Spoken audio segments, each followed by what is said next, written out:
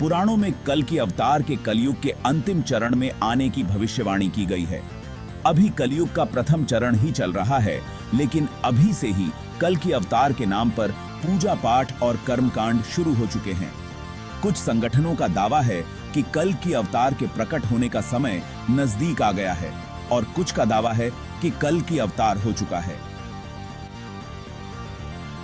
कल की सिबामने के शेष कल अवतार को लेकर हिंदुओं में यह भ्रम और मतभेद क्यों है?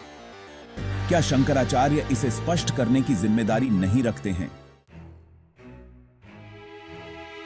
वर्तमान में भगवान कल्कि के नाम पर उत्तर प्रदेश में संभल ग्राम में एक मंदिर बना है। उनके नाम पर दिल्ली आदि क्षेत्रों में ऑडियो, वीडियो, सीडी, पुस्तक आदि साहित्य सामग्री का विकास कर प्रचार प्रसार किया जा रहा है। उनके नाम की आरती, चालीसा, पुराण आदि मिलते हैं।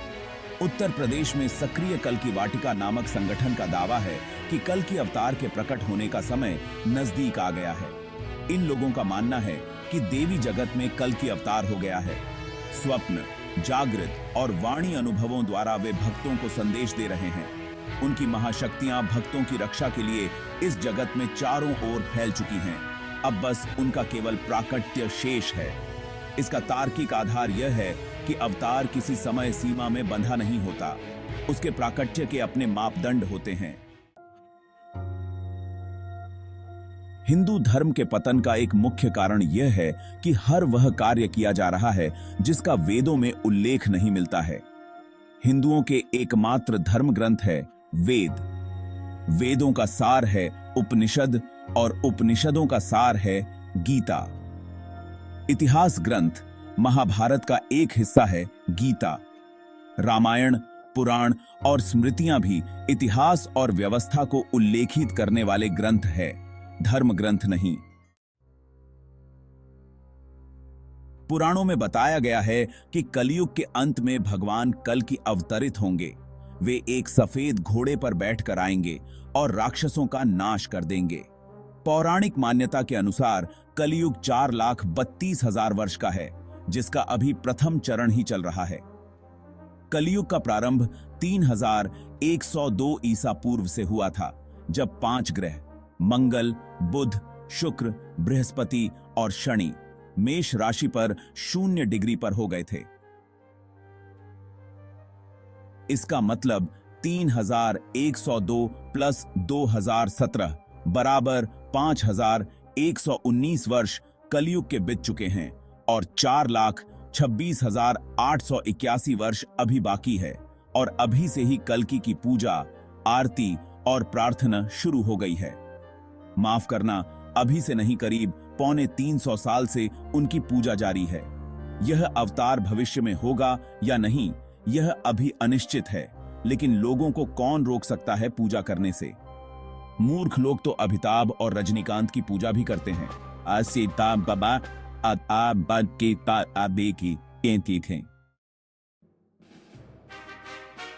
कल की पुराण के अनुसार कलयुग में भगवान विष्णु कल की रूप में अवतार लेंगे। कल की अवतार कलयुग व सतयुग के संधिकाल में होगा। यह अवतार 64 कलाओं से युक्त होगा। पुराणों के अनुसार उत्तर प्रदेश के मुरादाबाद जिले के शंभल नामक स्थान पर विष्णु यशा नामक तपस्वी ब्राह्मण के घर भगवान कल की पुत्र रूप में जन्म लेंगे। कल की देवदत्त नामक घोड़े पर सवार होकर संसार से पापियों का विनाश करेंगे और धर्म की पुण्य स्थापना करेंगे। स्कंद पुराण के 10वें अध्याय में स्पष्ट वर्णित है कि कलयुग में भगवान श्री विष्णु का अवतार श्री कल्कि के रूप में संभल ग्राम में होगा। अग्नि पुराण के 16वें अध्याय में कल की अवतार का चित्रण तीर कमान धारण किए हुए एक घुड़सवार के रूप में किया गया है और वे भविष्य में होंगे। कल की पुराण के अनुसार वह हाथ में चमचमाती हुई तलवार लिए सफेद घोड़े पर सवार होकर युद्ध और विजय के लिए निकलेगा तथा बौद्ध, जैन और म्लेच्छों को पराजित कर सनातन राज्य स्थापित करेगा। पुराणों की यह धारणा कि कोई मुक्तिदाता भविष्य में होगा, सभी धर्मों ने अपनाई। क्या यह अवतार हो चुका है? इसके विपरीत कुछ अन्य पुराण और बौद्ध काल के कवियों की कविता और गद्य में ऐसा उल्लेख व गुणगान मिलता है कि कल्कि अवतार हो चुका है। वायु पुराण अध्याय 98 के अनुसार कल्कि अवतार कलयुग के चरमोत्कर्ष पर जन्म ले चुका है। इसमें विष्णु की प्रशंसा करते हुए दत्तात्रेय, व्यास, कल्कि विष्णु के अवतार कहे गए हैं, किंतु बुद्ध का उल्लेख नहीं हुआ है। इसका मतलब यह कि उस काल में या तो बुद्ध को अवतारी होने की मान्यता नहीं मिलती थी या फिर बुद्ध के पूर्व कल्कि अवतार हुआ होगा।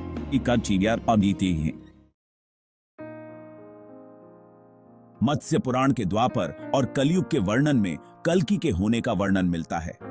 बंगाली कवि जयदेव 1200 ईस्वी और चंडीदास के अनुसार भी कल्कि अवतार की घटना हो चुकी है।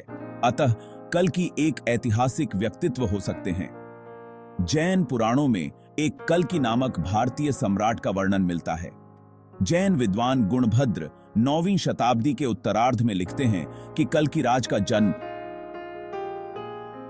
जन्म महावीर के निर्वाण के 1000 वर्ष बाद हुआ। जिनसेन उत्तर पुराण में लिखते हैं कि कल्किराज ने 40 वर्ष राज किया और 70 वर्ष की आयु में उसकी मृत्यु हुई। कल्किराज अजितांजय का पिता था।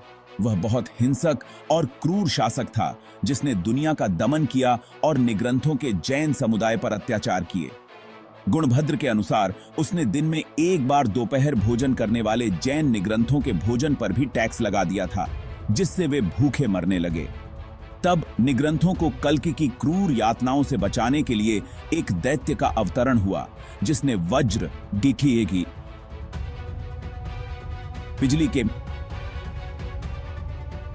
के प्रहार से उसे मार दिया और अनगिनत युगों तक असहनीय दर्द और यातनाएं झेलने के लिए रत्नप्रभा नामक नर्क में भेज दिया।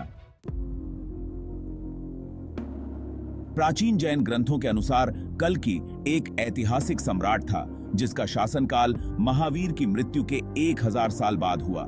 यानी कि महावीर स्वामी का जन्म यदि प्राचीन काल निर्धारण अनुसार माने तो 1797 विक्रम संवत पूर्व अर्थात महावीर के 1000 वर्ष बाद यानी 797 विक्रम संवत पूर्व कल्कि हुए थे, अर्थात 739 ईसा पूर्व।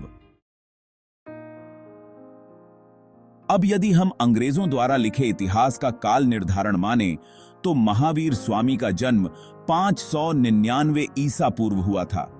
इसका मतलब महावीर के 1000 वर्ष बाद कल्कि हुए थे, यानी कि तब भारत में गुप्त वंश का काल था। मौर्य और गुप्त काल को भारत का स्वर्ण काल माना जाता है। गुप्त काल के बाद ही भारत में बौद्ध और जैन धर्म का पतन होना शुरू हो गया था। आधे भारत पर राज्य करने वाले बौद्ध और जैनों का शासन आखिर हर्षवर्धन के काल तक समाप्त होकर शून्य क्यों हो गया?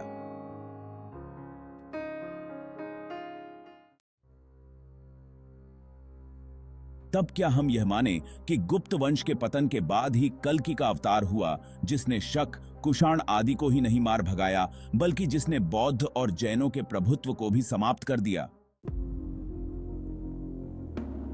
यदि हम प्राचीन तारीख निर्धारण के अनुसार कल्कि का जन्म 739 ईसा पूर्व मानते हैं तो इसका मतलब कि जैन तीर्थंकर पार्श्वनाथ 870-777 ईसा पूर्व के बाद कल्कि का जन्म हुआ होगा। पार्श्वनाथ के काल में जैन धर्म अपने चरमोत्कर्ष पर था और निश्चित ही तब हिंदुओं के लिए जैन धर्म एक खतरा जान पड़ा होगा। यदि गुप्त काल के बाद कल्कि का होना माने तो गुप्तों के बाद हूणों ने भारत पर कब्जा कर लिया था। जैन ग्रंथों में वर्णित कल्कि का समय और कार्य हूण सम्राट मिहिरकुल के साथ समानता रखता है। अतः कल्किराज और मिहिरकुल यानी 502 से 542 ईस्वी के एक होने की संभावना से इनकार नहीं किया जा सकता। इतिहासकार केबी पाठक ने सम्राट मिहिरकुल हूण की पहचान कल्कि के रूप में की है। वे कहते हैं कि मिहिरकुल का दूसरा नाम कल्किराज था। जैन ग्रंथों ने कल्किराज के उत्तराधिकारी का नाम अजितांजय बताया है। मिहिरकुल हूण के उत्तराधिकारी का नाम भी अजितांजय था। कुछ विद्वानों के अनुसार मिहिरकुल को कल्कि मानना इसलिए ठीक नहीं होगा क्योंकि हूण तो विदेशी आक्रांता थे, उनको तो इतिहास में विधर्मी माना गया है। विधर्मी का अर्थ होता है ऐसे व्यक्ति जिसने या जिसके पूर्वजों ने हिंदू धर्म को त्याग कर दूसरों का धर्म अपना लिया हो। लेकिन ऐतिहासिक प्रमाणों के अनुसार हूण विदेशी नहीं थे। उन्हें प्राचीन काल में यक्ष कहा जाता था। वे सभी धनाढ्य लोग थे। भारत के प्रथम शक्तिशाली हूण सम्राट तोरमाण के शासनकाल के पहले ही वर्ष का अभिलेख मध्य भारत के एरण नामक स्थान से वाराह मूर्ति से मिला है।